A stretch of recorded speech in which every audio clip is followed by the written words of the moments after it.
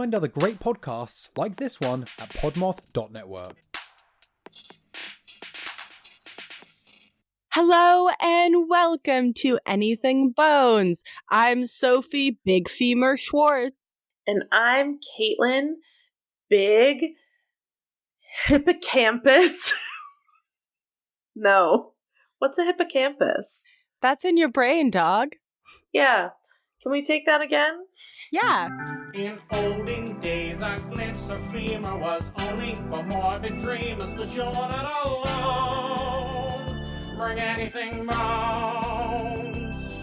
Two goofy gals with deathly interest go on a skeleton inquest in your headphones. Anything bones.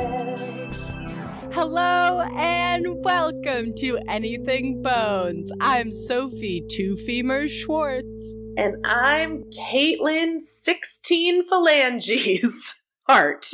Wow. No, I have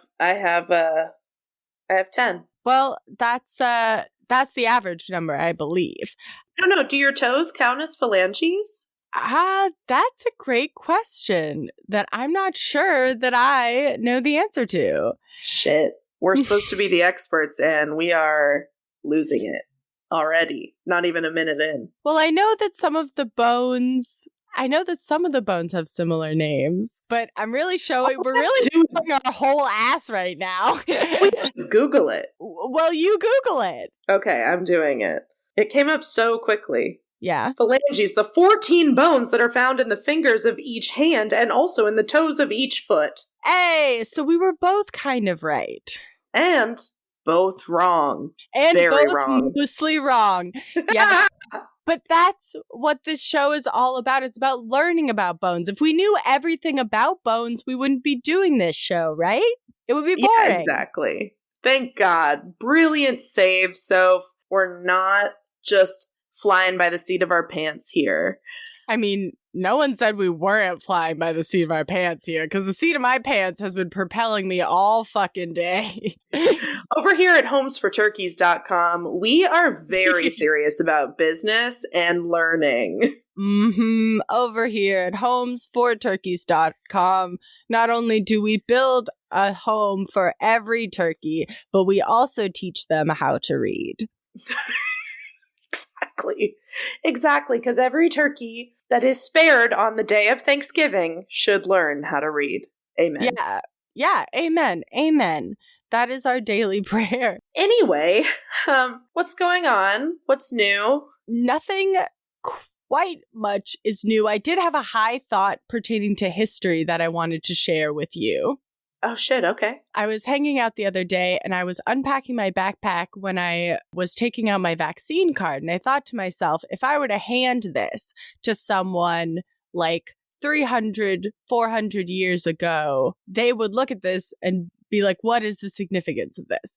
And they would have no idea about it. And then I thought that that works in reverse, right? There are some objects in history that for some reason, the events around them were not recorded, so we don't know their significance either culturally or personally.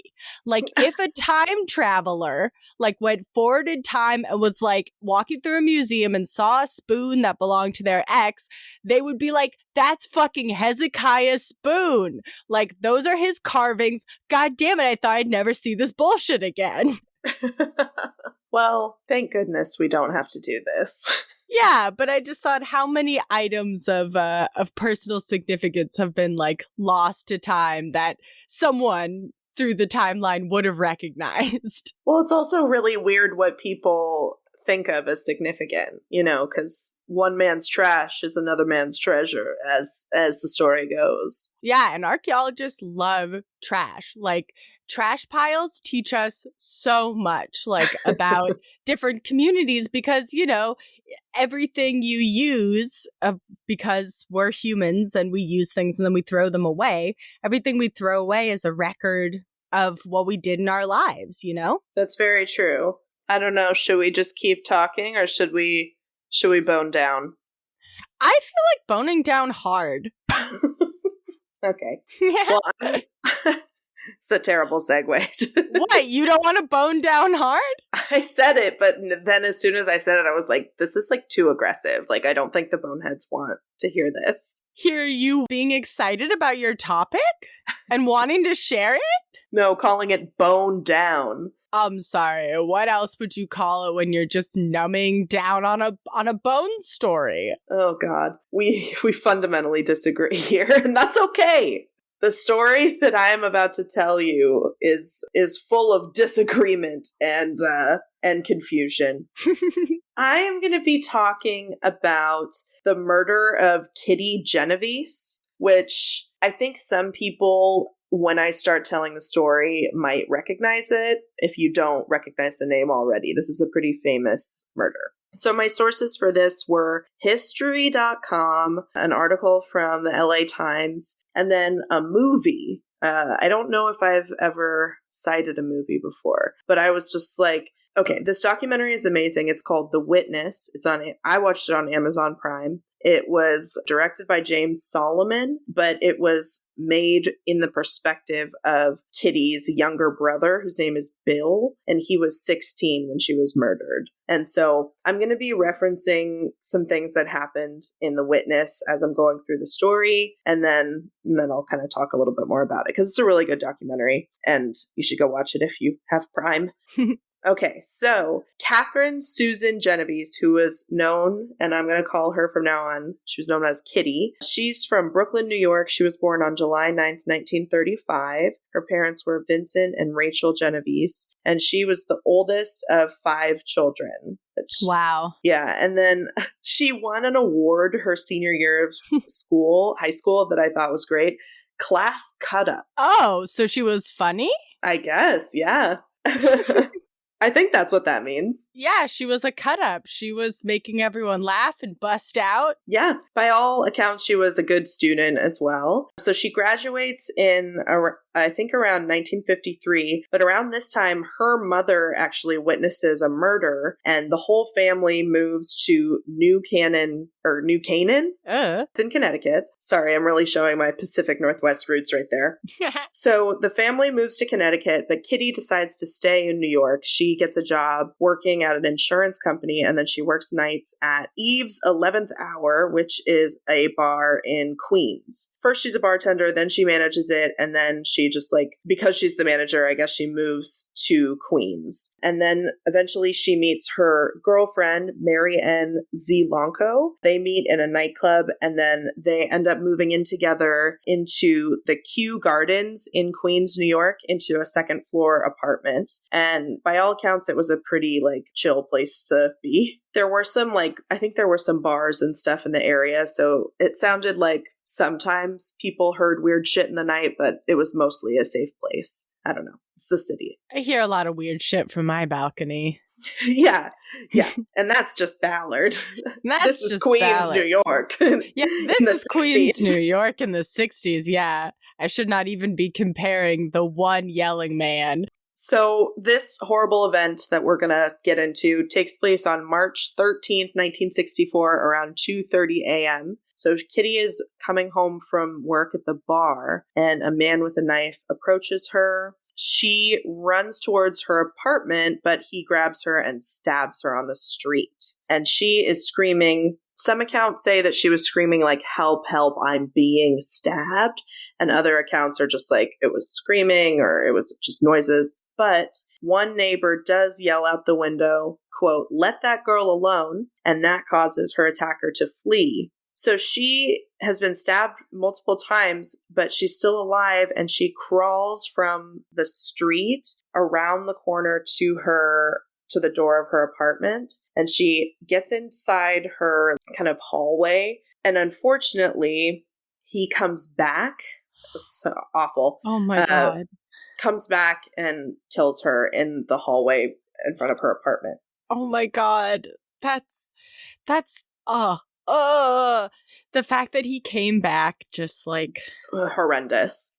That's the most chilling thing I've ever heard. To be having been doing it, then you flee and then you come back. Yeah. By some accounts, trigger warning, Some accounts say that he raped her, not sure, and then he also stole money from her. So, through and through, the worst kind of person. No matter what, very bad, came out of nowhere and attacked her twice. So she is found by her neighbor, Sophia Farrar, and this name you'll want to keep kind of in your mind because we're going to go back to her later when we talk about The Witness, that movie, the documentary. She's the one who found her, finally got somebody to call the police after some accounts say 10 minutes, some accounts say up to 40 minutes had passed since the initial attack at this point. Oh my God. So finally the police come, but she's already gone and she dies in the ambulance on the way to the hospital. In The Witness, one of the first things that we see is a prosecutor from Kitty's murder trial. His name is Charles, what's his last name? I want to get it right because it's so good. Scholler. Hell yeah. Skoller.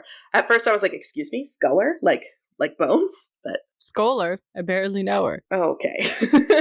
Got him. Thank you. So the beginning part of The Witness, this prosecutor Scholar takes Bill Genovese around kind of the outside where the crime happened, like to the street, and then kind of shows him her apartment area. And he talks about two particular witnesses. The first one saw the initial attack. I think he might have been a security guard, which, come on. That's your whole He does job. nothing. He does nothing. He just goes downstairs to his apartment and goes to sleep. Just like, okay, bye. And then this other witness, his name is Carl Ross. So Kitty's building, she lives on, it's hard to describe kind of, but it's like a really narrow hallway and then immediately stairs. So there's like apartments on the first floor, I think, and then there's apartments at the top of the stairs. So Carl Ross lives at the top of the stairs and he like comes out when he hears the second attack. Yeah. What does he do? He calls his girlfriend, and his girlfriend is like, don't get involved. So instead of calling the police, he called his girlfriend. Jeebers creeps, guy. Yeah. The police is the first call, not your girlfriend. She may be a very strong-minded woman and could maybe help beat up this attacker, but she is not the first person you call. Yeah. So this is just kind of the beginning, the tip of the iceberg on these witnesses. We'll see what happens. Okay. So flashback to the week of the attack, which was on March 13th, 1964. 5 days later, the police get a call about a robbery suspect, and they show up and they find a TV in the trunk of his car. His name is Winston Mosley, and he's arrested for robbery, and he's taken to like police station, and he confesses to committing multiple robberies. Turns out he drives a white Corvair car, which I guess some witnesses say was at the crime scene. I guess these witnesses were able to remember that detail, but not the attack. Oh yes, I remember the car, but the murder is fuzzy. So the police talked to Mosley about that. They're like, hey, witnesses saw your car at the murder of this girl, Kitty Genovese. And he says he doesn't say anything about that. But then they see like cuts on his hands. And they're like, okay, guy, where'd you get those cuts? And then he just confesses to murdering Kitty. He apparently spotted her while he was parked in his car and she was at a traffic light, and he followed her home. He was just driving around looking for a victim randomly. He literally had no motive. It was just random. He was apparently married with 3 children and didn't have a prior police record, but we're going to find out that that's bullshit.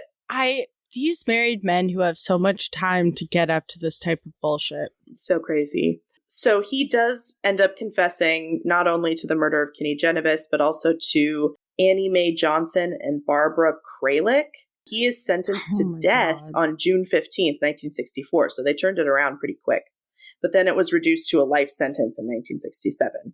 In The Witness, when Bill Genovese is starting to think about her killer, because he's going through kind of the whole sequence of events, and obviously her killer is part of the story, unfortunately. Yeah. He actually wants to interview Mosley. He's like wanting to talk to him.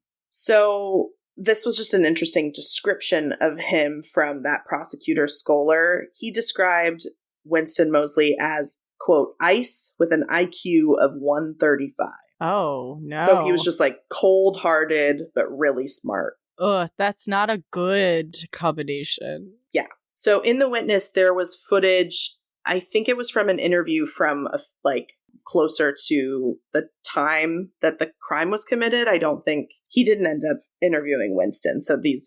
But they played footage of Winston saying that he got scared off at the beginning of Kitty's attack by that neighbor who yelled down and was like, "What are you doing?" So he goes and he sits in his car, that white Corvair car that not everybody, but some people saw. And then when no one did anything, he just sat around and waited. And when no sirens were going off, when nothing was happening, he was just like, okay. So he changes hats and he goes and tries to find Kitty again.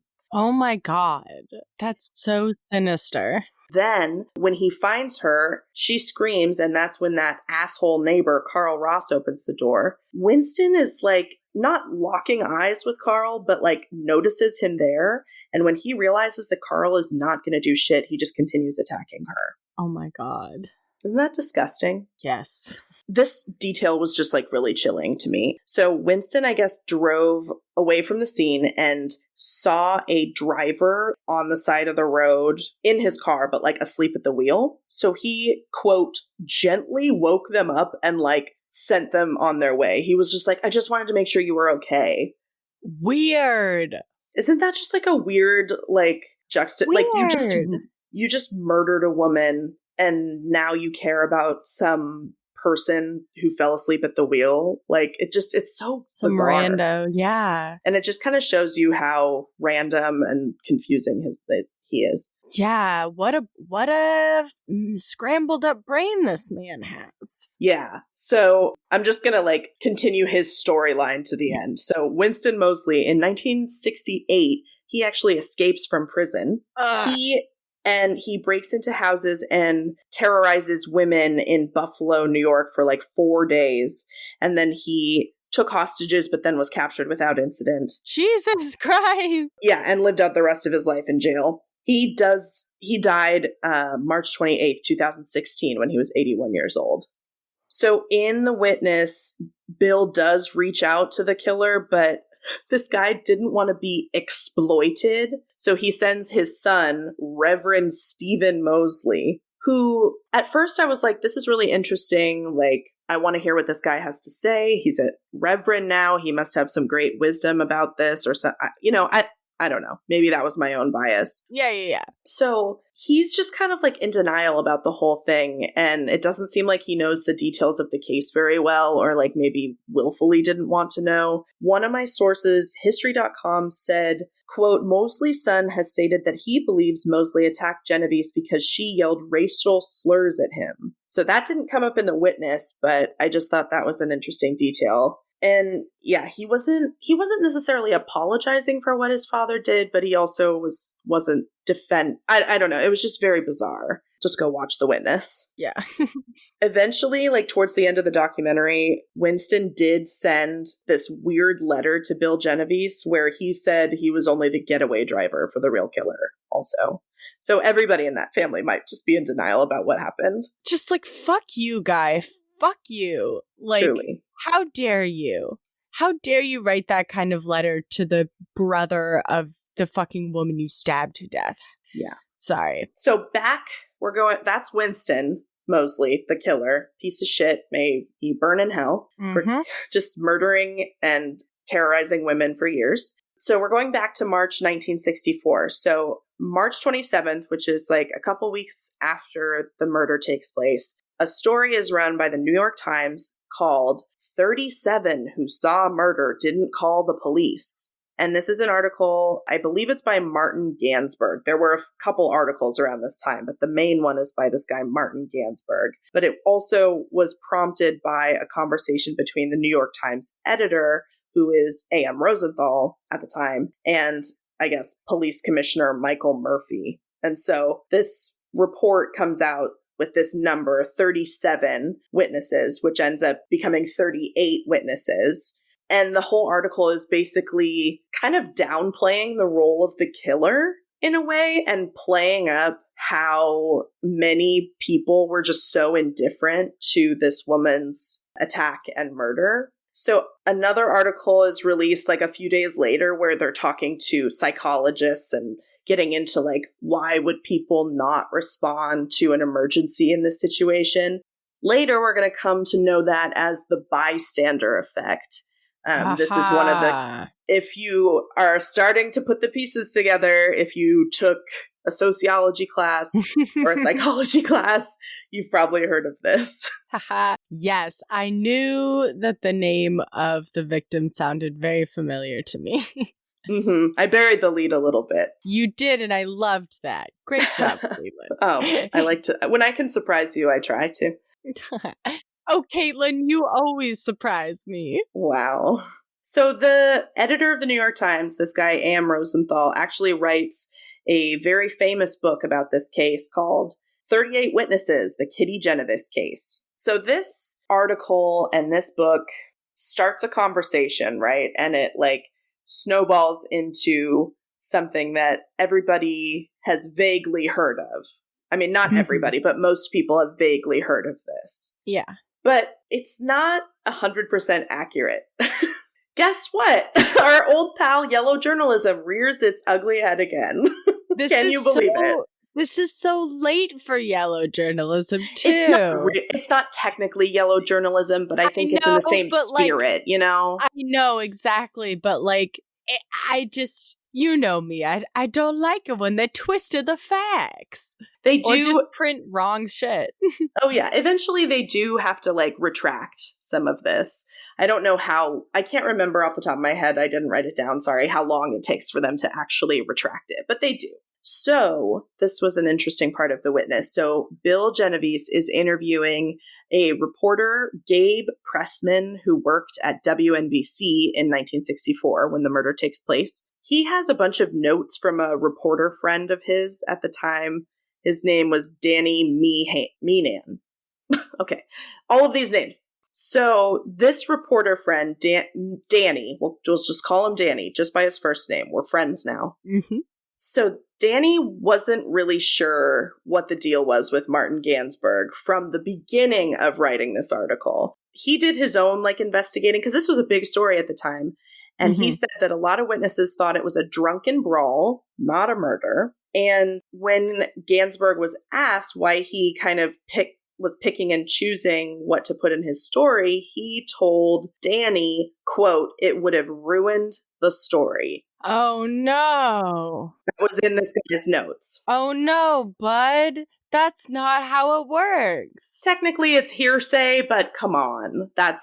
Yeah, I believe it. And this reporter that Bill was interviewing, Gabe Pressman, said that nobody would want to challenge the story at the time because they didn't want to go up against Abe Rosenthal and the New York Times because they were a big fucking deal even then. And they kind of talked about in the witness how Abe Rosenthal still kind of rewards himself because this story is emblematic of like this big societal issue like city life and it's taught in, you know, college courses the world over. So he gives himself a big pat on the back for that. But it's not based on like he was picking and choosing his data. Oh yeah, 100%. So there were those two witnesses that I told you about that like really truly didn't give a shit, it seems like.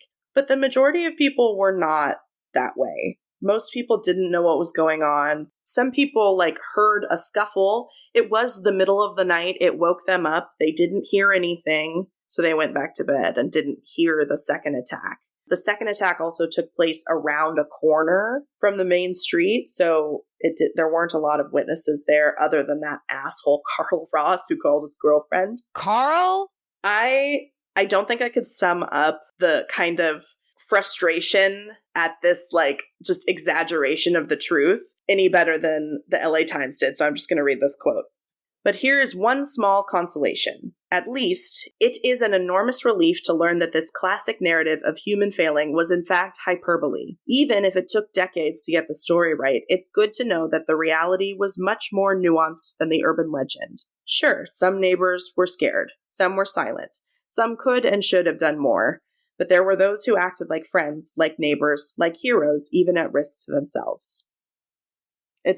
I thought that summed it up really nicely. Yeah, and that the sentiment is that people are not as calloused as, like, this, you know, urban legend would have you believe. Like, this kind of incorrect, like, pseudoscience-y conclusion. Yeah, exactly. That people are better than that. I like that. Humans good. Yeah. I like that.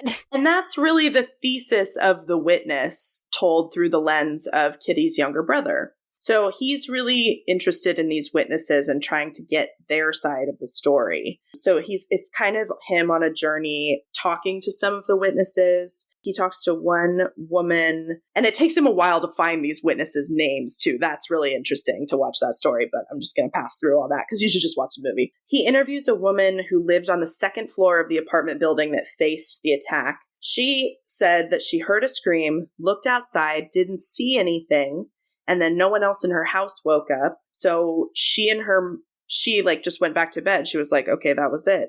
But according to Bill's investigation for the documentary, they were probably counted, she and her mother, among the 38 witnesses who saw something and did absolutely nothing, in a callous, horrible way. But she's like, it wasn't like that at all.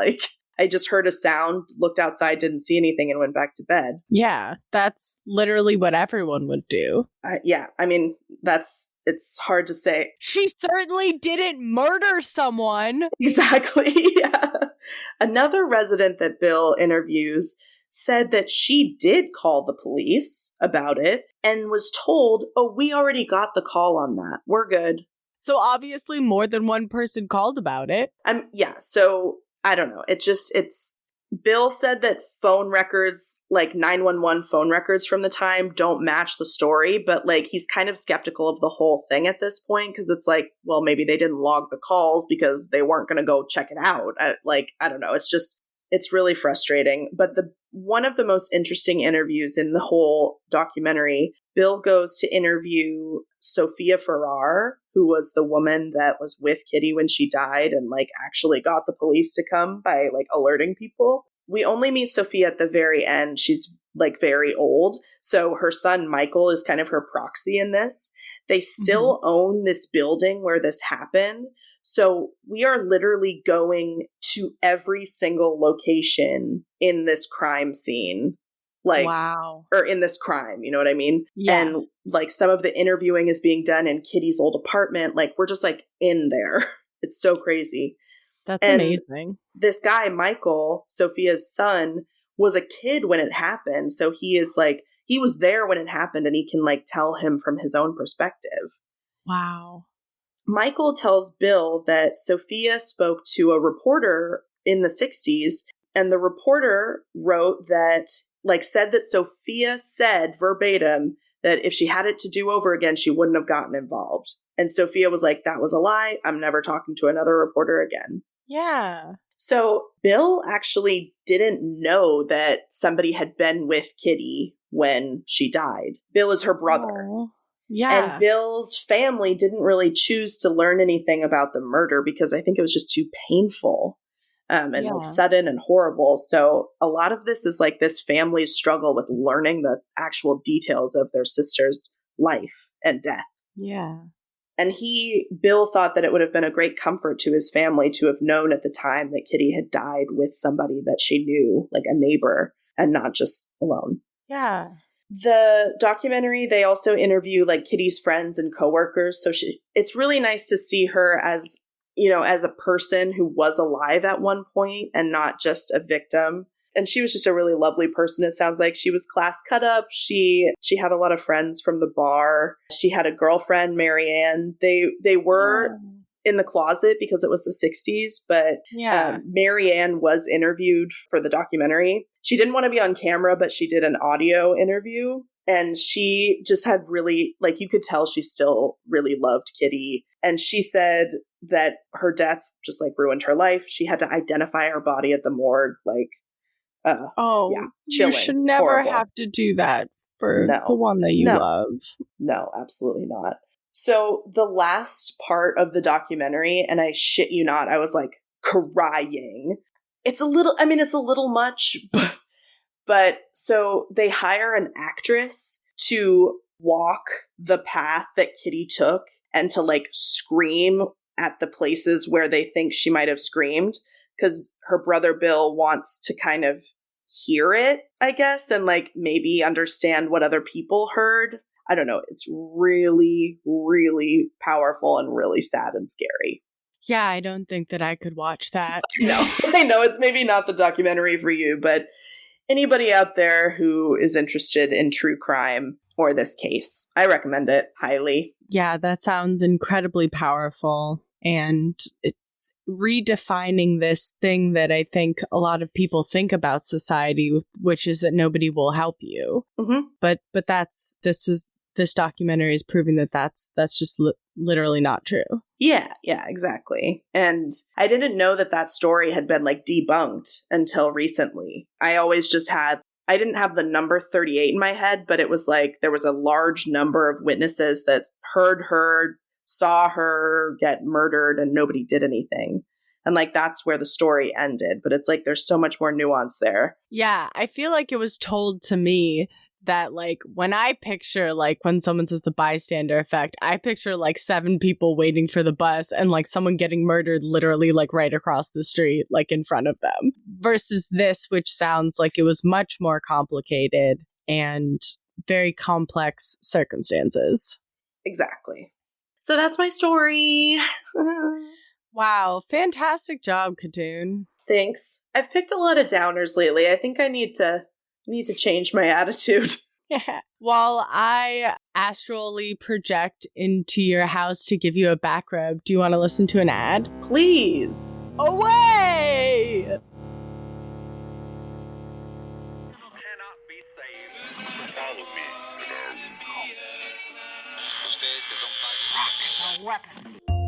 Welcome to The Ugly Radio on the Podmoth Network, a lo-fi sci-fi audio theater anthology series made for late nights and strong drinks. Join us monthly as we broadcast a pirate signal across time and space, featuring stories, songs, and frequencies from a rotating list of voice actors, writers, storytellers, and musicians. If you're looking for high-quality science fiction, skin-crawling horror, and other genre fiction, listen to The Ugly Radio on the Podmoth Network, now available wherever you get your podcasts. The Ugly Radio. See you in the void.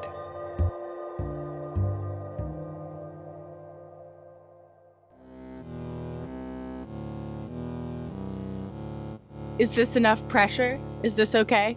A little deeper. Okay. Ooh, how about this? Oh my god. No, too deep. Sorry. I'm astrally projecting back to my house. All right. Sorry. Excuse us. Hitching the spin there. Yeah, excuse us. You caught us still back rubbing. You caught us mid back rub. But now for this side of the show, something completely different, of course. Of course. Because we never consult each other on these things. We're different people. Well, I guess mine is also tangentially related to something I saw on TV. We were watching the show How To with, I want to say Josh Wilson, but I think that's the name of my old therapist. Insert name of show here, Sophie. Very close, ladies. That would be How To with John Wilson. And on that show, it's a show where a man is going around New York and they film basically a lot of different parts of New York life. And he ends up interviewing people who he finds interesting on a topic that he chooses to kind of theme the episode on. It'll be, like how to do small talk or how to own property or whatever. And then these broader topics narrow down into interviews with people who have specific jobs, very tangentially related usually to the topics. Yeah, it's unlike anything I've ever seen before. It's interesting. Again, I highly recommend this show. I think it's on HBO. Yeah. But there was a moment when, I forget what episode this was. I should look it up and put it in the show notes. But they were talking to a man who was showing off some coffins. And I got kind of worried. And I think, Katelyn, you'll remember this because I looked at you and I got kind of worried and I said, oh no, I think that's a coffin for a child. Because it was a coffin of I think a big shoe. It was a shoe or maybe a car? A car. It was like a novelty coffin. So I decided to look into fantasy coffins. Oh my God. Something completely different. Yes. And it turns out it's much more nuanced than you would think. Heyo, got him. So my sources, who did you get there? No one. Ourselves. I don't know. It's late. This is what we get for recording late. My sources are 1, 2, 3 articles from Wikipedia, one from howstuffworks.com, one from National Geographic and Atlas Obscura, and also CNN.com. When I went to go search, I searched novelty coffins, only to find out that is the incorrect term. These are fantasy coffins. Okay. And when I say fantasy coffins, I don't immediately mean Dungeons and Dragons, elves, and that type of fantasy. Right. Just meaning coffins, as we kind of alluded to in the intro of this, coffins that are not shaped like coffins. They're shaped like something else, but you're buried in them as you would a coffin. I would just like to start off with a little background on the practice of fantasy coffins. So, fantasy coffins actually originate in Ghana, in Africa.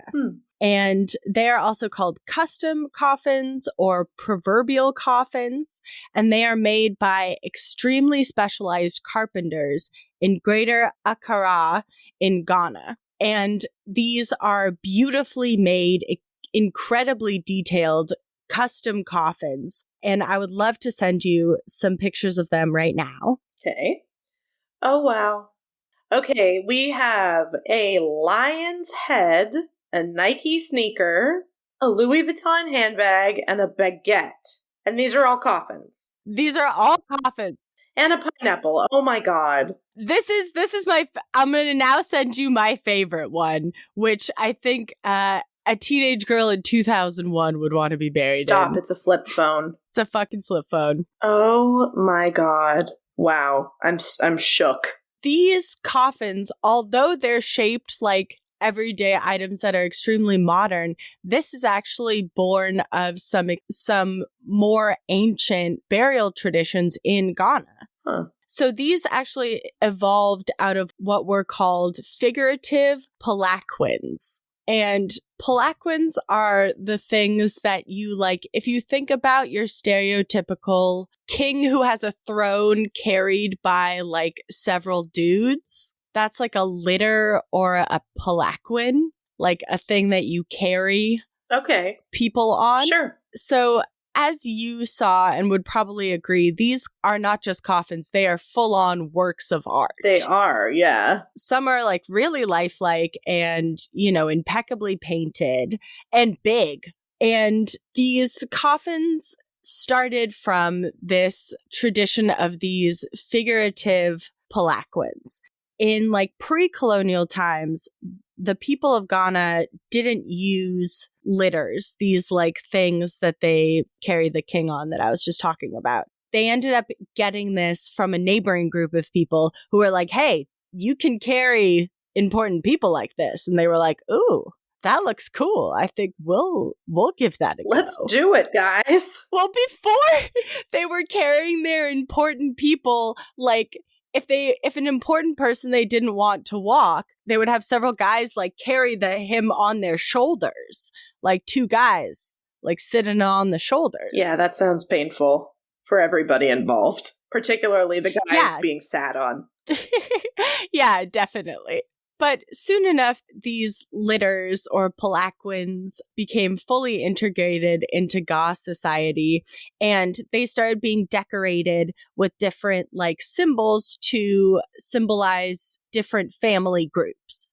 So like your family, like having a family crest, like if you were the Lions, you would have a lion on your like family's palanquin that you would carry your chief or your, holy man on when he's got to go important places. Okay. And of course, these could be animals, plants, or objects.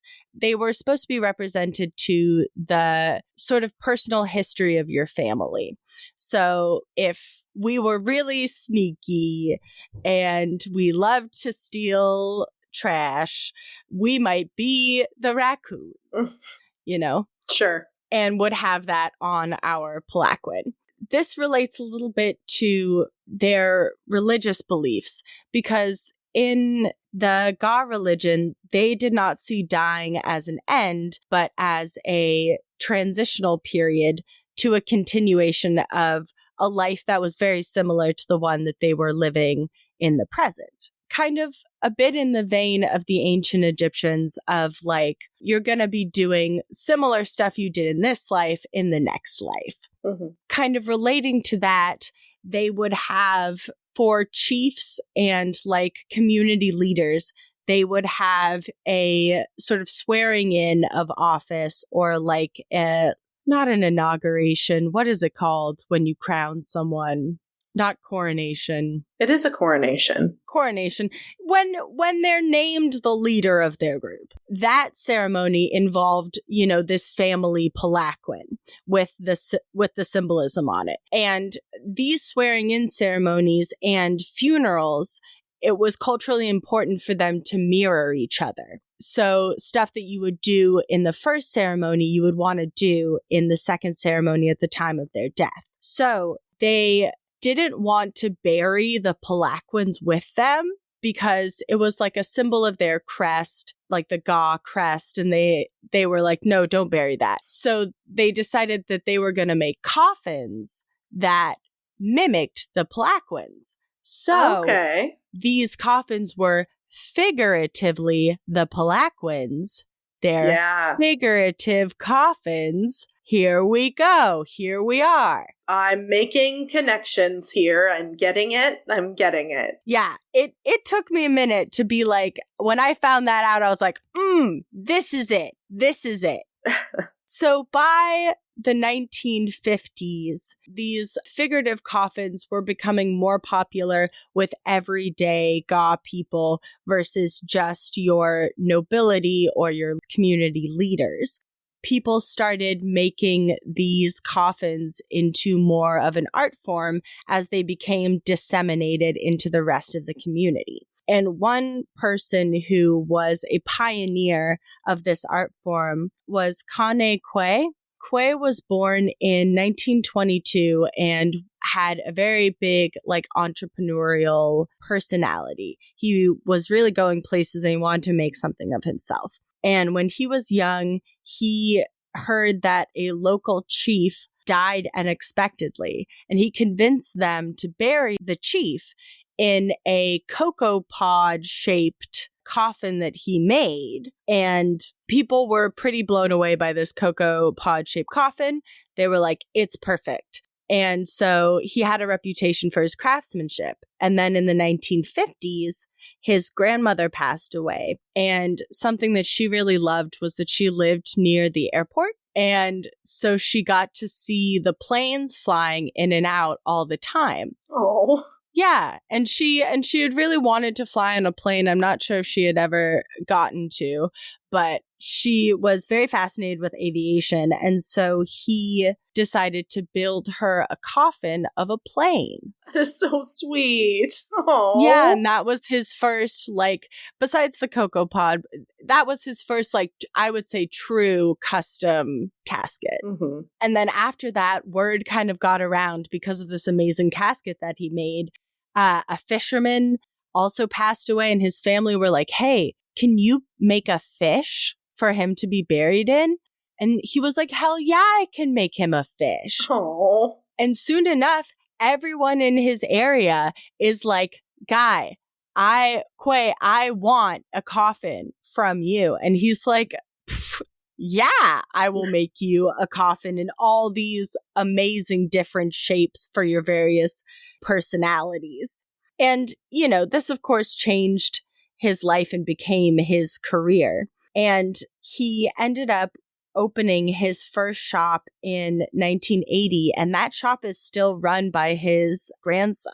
Oh, wow. And they're still making coffins? Oh, yeah. Oh, my God. Yeah, we'll get to that later. Yes. We'll get to that later. So by 1992, Quay had passed away, unfortunately.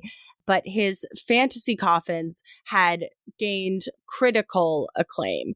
His coffins have been shown at exhibitions of various different art museums all around the world, and you can actually see one fairly close to home, Katoon, because there is one at the Seattle Art Museum. Oh my God. We should go. There's so much death stuff in our backyard. The Museum of Death is here too, apparently. By his death in the 90s, he also had a committed circle of collectors as well. So there were a lot of people internationally buying these coffins. Today, there are about 10 different fantasy coffin workshops in Accra in Ghana, and they're all owned by former apprentices of Quay.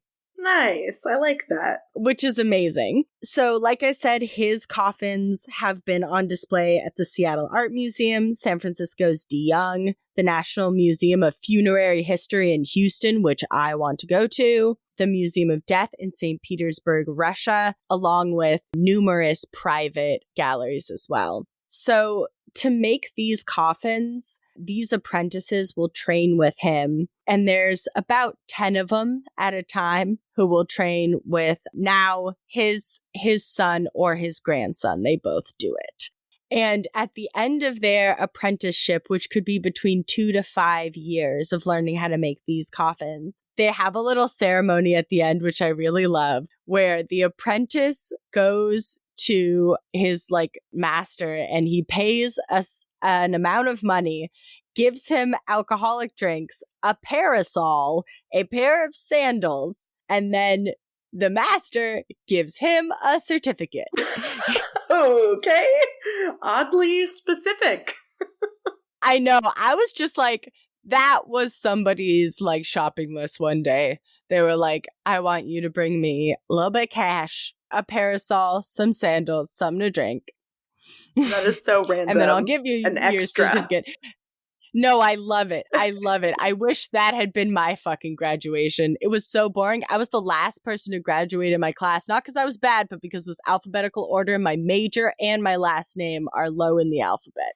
So I was literally the last person to walk, but I got the biggest claps. So figurative coffins are made to order, as one would imagine. Sure. You can't really have a lot of these on backstock. And like I said, the apprentices do a lot of the work, and this allows the artist to work on a bunch of different coffins simultaneously. And the coffins are made from wood from the local wawa tree for museums and ones that are meant just to be art.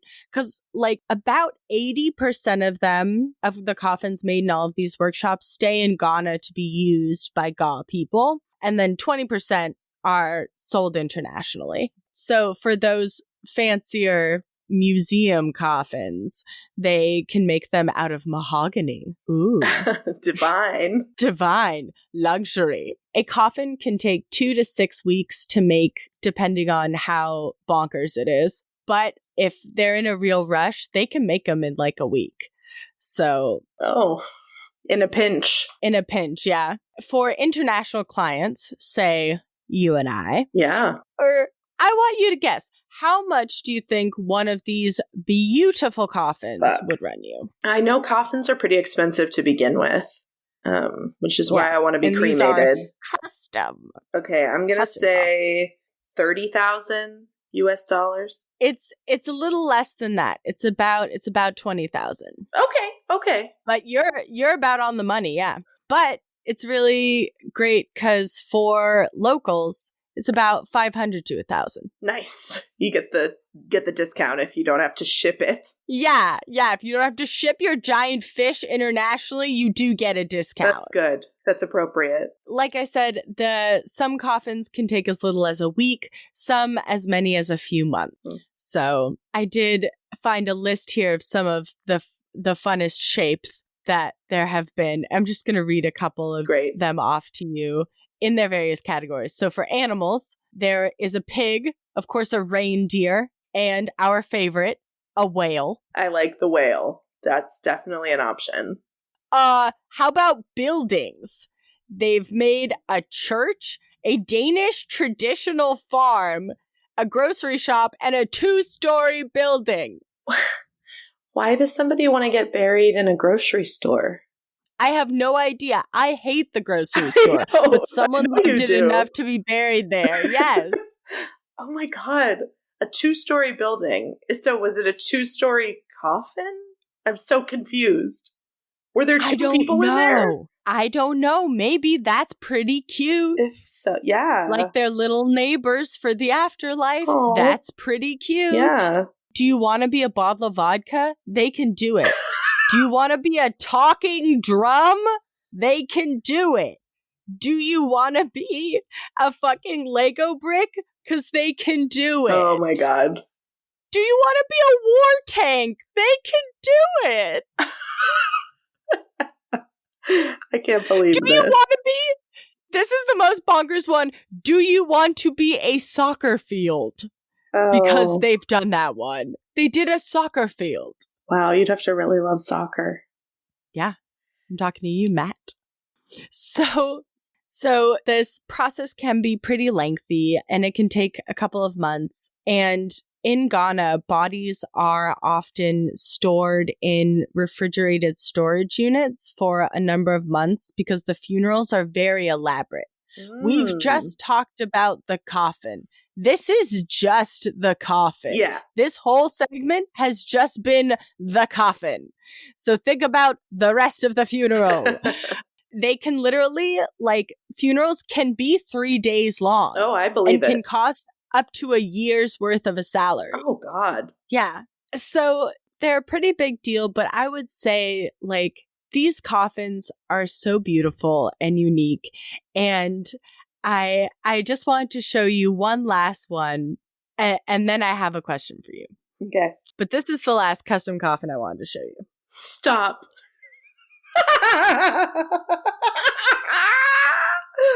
It's a Conan O'Brien coffin, and next to it is Conan O'Brien.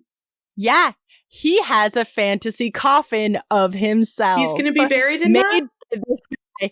Yeah, I suppose so. Oh my God. I don't know what the fuck else he's supposed to do with it. Yeah, that's... I mean, just have it in your house, but But that's so troubling. Okay. Yeah. That's a weird flex, but I'm into it. Yeah, when I found that, I was like, yep, Yeah, this is what I'm talking about today. Side note, I think it's President Jimmy Carter has 2. 2 of these coffins? Yeah, I don't know what they're of. Huh. But why would you need 2? I guess for a friend or family member? I mean, he is married. Yeah, okay.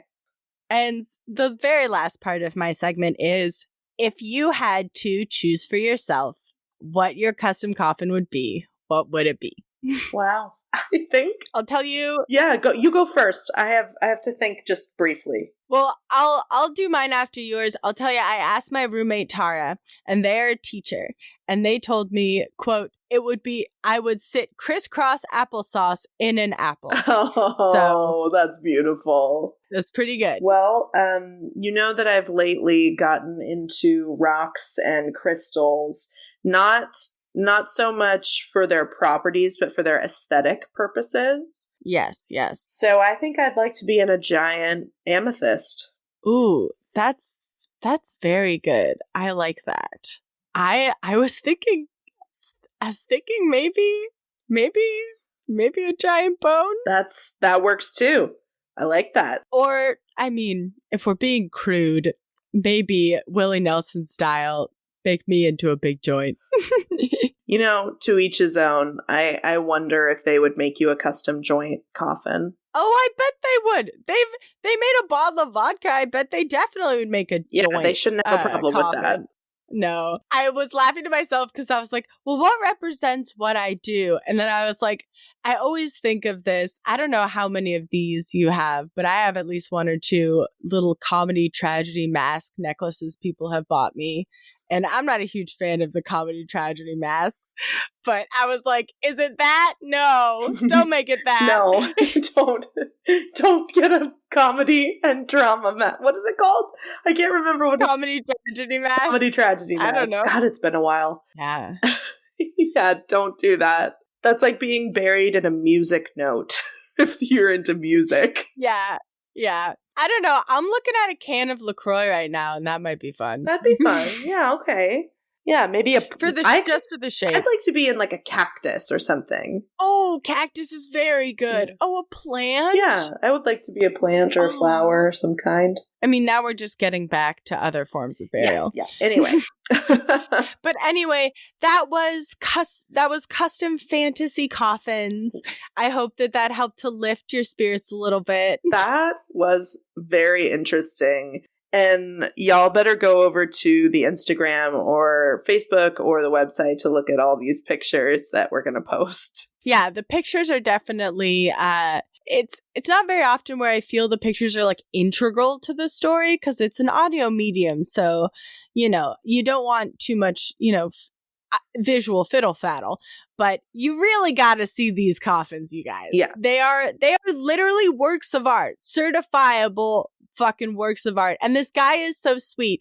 There was one article that I read, I forget which one it is, but it's in my sources, where at the end they're talking to him, and I think it's his grandson, where they're like, I saw a video where they were talking to one of the grandsons, and he was like pointing to one shaped like a hammer, and he was like, yeah, I'd go for that one. But in this interview, they were like, the coffin guy kind of turns the question back on him and goes, well, what about for you? What do you think? And the interviewer's like, well, I don't really know. Like, I've never thought about this. And the guy goes, well, you're a journalist.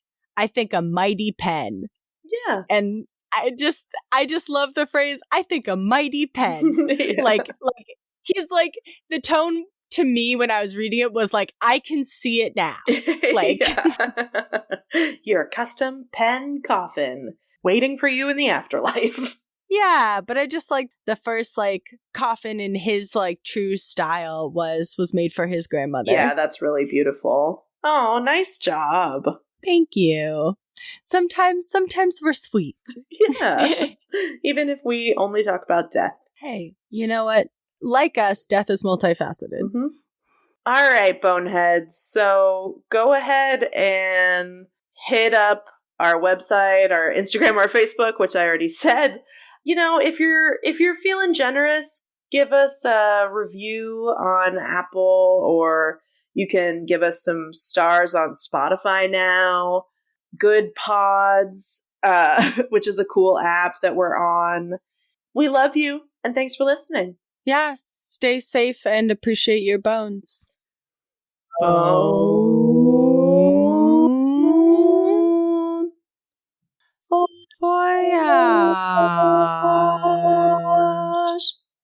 Goodbye. Thanks for listening to Anything Bones. Follow us on Instagram or Facebook at Anything Bones Podcast, or email us at anythingbonespodcast@gmail.com. Thank you to Nick Kruger for our spooky music and Stephen Vetteroff At Chubby Scrubby on Twitter. for our jazzy vocals, and thank you to Camilla Franklin At Camilla Strader on Instagram. for our beautiful bony artwork. Please rate, review, and subscribe. Sorry. I'm astrally projecting back to my house.